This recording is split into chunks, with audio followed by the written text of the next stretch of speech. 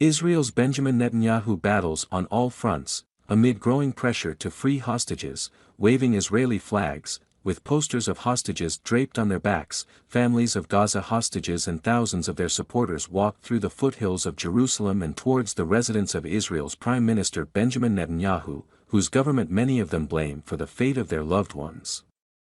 The march began 5 days ago in Tel Aviv as an effort to pressure Netanyahu and his government to prioritize the safe return of the nearly 240 people kidnapped by Hamas during its murderous October 7 attack on Israel. Only a small handful of families have met with the Israeli leader since the attacks, infuriating the hundreds of other relatives.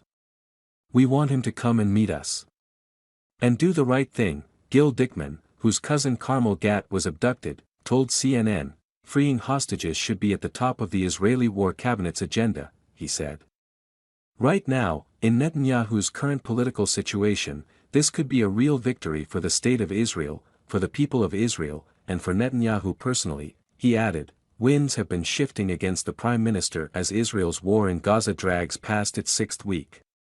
Multiple opinion polls suggest national favor toward Netanyahu and his governing coalition is collapsing, despite continued overwhelming support in Israel for the war on Hamas.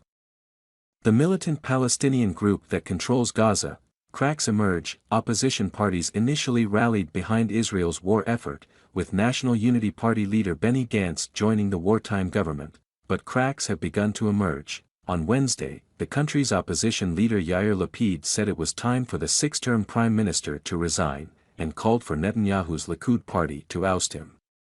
But Lapid did not go as far as to call for new elections, saying instead that Likud should put forward an alternative leader. "We cannot allow ourselves to have a